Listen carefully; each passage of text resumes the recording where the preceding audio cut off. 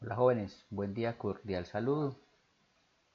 Vamos a recordar que estamos trabajando la clasificación de los seres vivos y que tenemos un sistema de clasificación creado por tres dominios, el dominio bacteria, el dominio arquea y el dominio eucaria.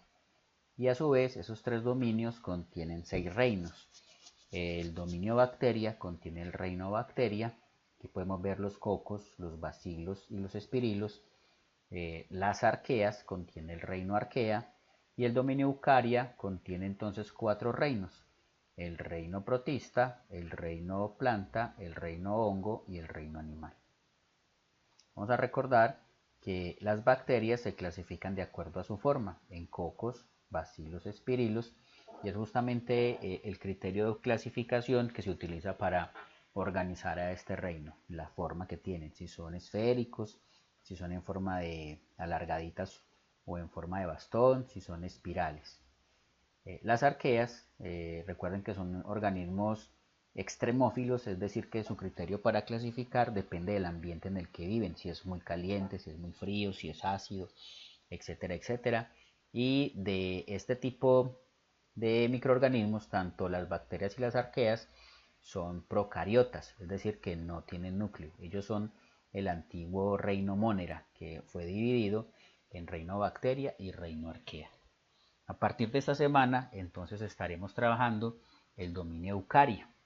Y el dominio eucaria arranca con los protozoarios. Por aquí podemos ver, o el reino protista, por aquí podemos ver una euglena atravesando la imagen, un hongo del reino hongo, también llamado reino fungio micota, el reino planta o plantae y el reino animal, para poder entonces terminar con nuestros reinos. Entonces, el dominio eucaria agrupa todos los organismos que presentan células en su núcleo, ¿cierto? Un núcleo verdadero que tiene a su vez una membrana nuclear en el que se almacena o se guarda la información genética. A este dominio se ubican cuatro reinos, como lo vimos ahorita: el protista, el fungi, el planta y el animal, y en ellos se conserva el criterio dado por Whittaker, el cual clasificó a todos estos organismos de acuerdo con su modo de nutrición y con su organización, bien sea pluricelular o unicelular. Vemos entonces cómo las algas son organismos fotosintéticos, por tanto su nutrición es autótrofa. Los hongos son organismos que no tienen clorofila, no son capaces de hacer fotosíntesis y por tanto son heterótrofos obligados. Ellos tienen que buscar su alimento. Las plantas sí poseen clorofila, son autótrofos, y los animales pues también debemos desplazarnos en busca de los nutrientes para poder sobrevivir. Y estamos hablando también de que somos organismos heterótrofos. Aquí en el reino protista, además de haber algas, pues también hay hongos mucilaginosos y también hay protozoarios que pueden ser o heterótrofos o autótrofos. Aquí podemos ver como un árbol de la vida, la división del dominio eucaria. Esta rayita de acá negra nos representa lo que ya trabajamos, que son el dominio bacteria y el dominio arquea, que son los organismos procariotas, es decir, que no tienen núcleo. Planta, protista, fungi y animal son eucariotas porque son organismos que ya sí poseen un núcleo definido, y esto es como la organización pues que tiene la vida en cuanto a la presencia o no de una estructura nuclear. Vamos a hablar hoy del reino protista. La clase de esta semana corresponde entonces al reino protista, y la palabra protista proviene de la palabra griega protistos, que significa primero de todos. Entonces dice que el reino protista se creó para incluir un grupo diverso de más de 200.000 organismos. Todos los protistas comparten un rasgo importante con plantas, animales y hongos, y es la de ser eucariotas. Por eso pertenecen al dominio eucaria, es decir, que poseen un núcleo en su célula, que es el que podemos ver aquí en la imagen, ¿cierto? Este es un ciliado, ven unos vellitos que tiene a su alrededor. Este organismo se desplaza moviendo esos cilios. Esto que están viendo aquí es una vacuola contráctil, y los punticos como amarillitos naranjados son unas manchas oculares que les permite a ellos percibir de alguna manera la luz y reaccionar a ella. Los protistas, pues algunos tienen reproducción asexual, es decir, por mitosis, mientras que otros son capaces de intercambiar material genético en la reproducción y por eso entonces son capaces de realizar meiosis. Clasificación del reino protista. Entonces los protistas se van a clasificar en tres grandes grupos. Tenemos los protozoarios, ¿cierto? Que son protistas tipo animal. Tenemos a las algas, que son protistas tipo planta, y protistas tipo hongo, que son nuestros hongos mucilaginosos. El reino protista, entonces, como se denomina primero que todos, es el reino que da origen, me voy a devolver, es el reino que da origen a estos otros, ¿cierto?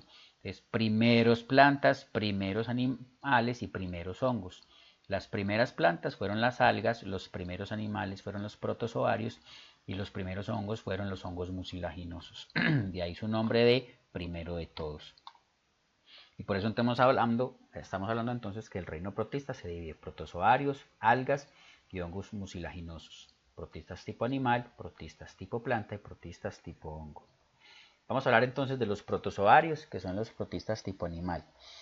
Características distintivas de este grupo es que se consideran tipo animal porque consumen otros organismos, tienen que buscar a otros animales, a otros organismos como fuente de alimento y es por eso que se denominan heterótrofos. Algunos de ellos son parásitos, es decir, que necesitan de otro organismo para sobrevivir.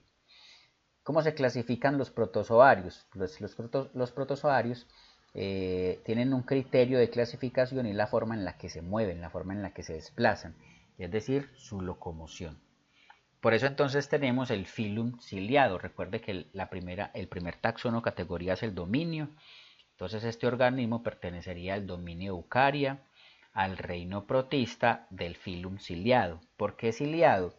Porque ya dijimos entonces que tiene estas vellosidades alrededor de su membrana celular que le va a permitir moverlos y como ellos viven en el agua, ellos son de vida libre, entonces los utilizan como remos.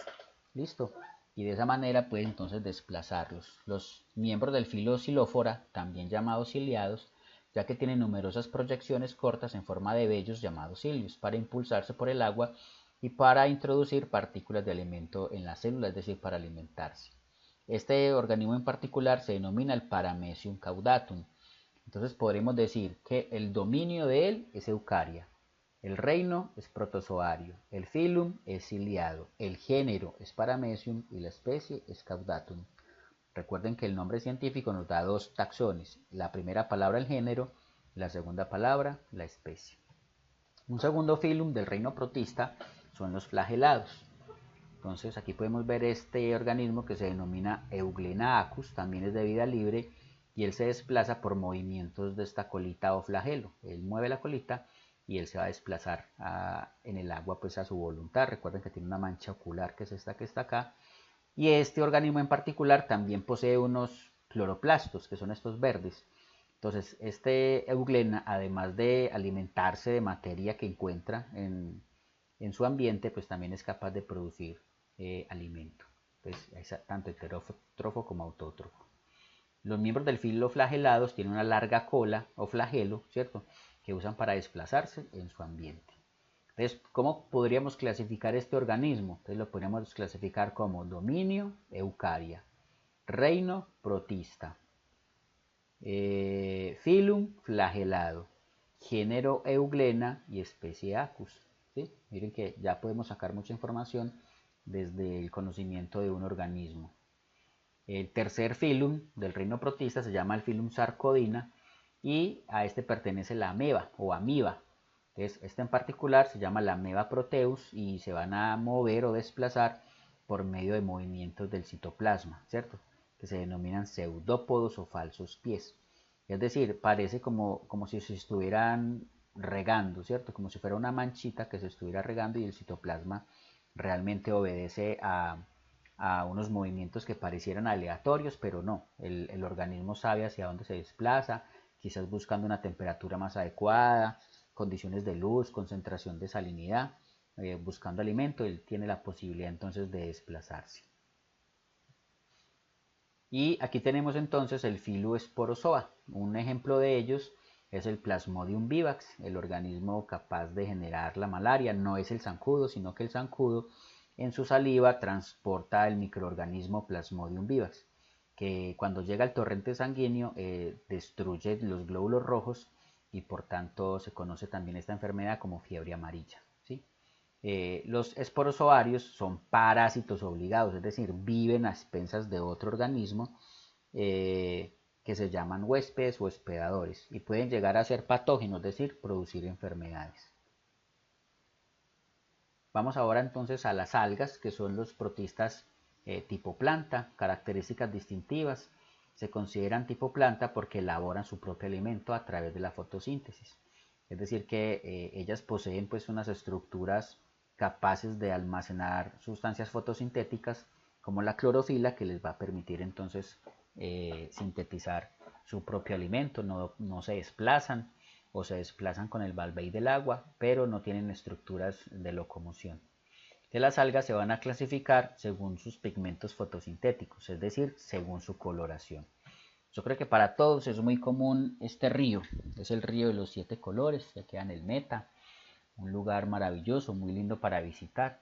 Y no es que el río realmente sea de 7 colores, lo que realmente ocurre es que hay algas de diferentes coloraciones y que también se van entrelazando un color con otro y van formando pues como las tonalidades que pueden ver allí. Entonces decimos que las algas verdes se denominan clorofíceas, las algas rojas rodofíceas, las algas pardas feofíceas y las algas doradas crisofíceas, por tener entonces pigmentos fotosintéticos de estos colores. Y el criterio para clasificarlas es la coloración. Y por último tenemos los hongos mucilaginosos, que son los protistas tipo hongo o los primeros hongos, los que dan origen al reino hongo como tal.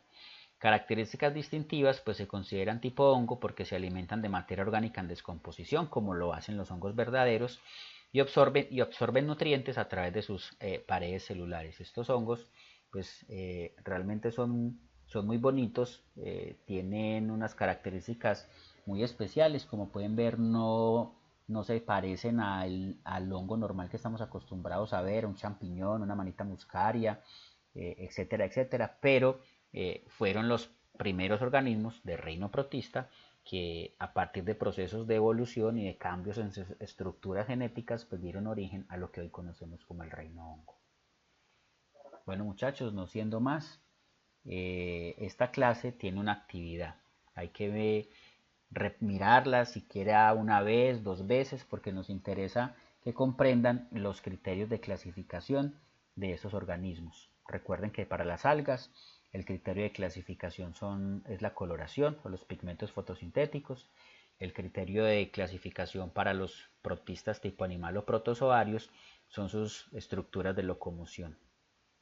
Una vez vean la videoclase de hoy o de esta semana, van a ir a la plataforma Master 2000 y allí encontrarán en pruebas la actividad de reino protista. Muchos éxitos, nos vemos por la plataforma. Un abrazo y hasta pronto.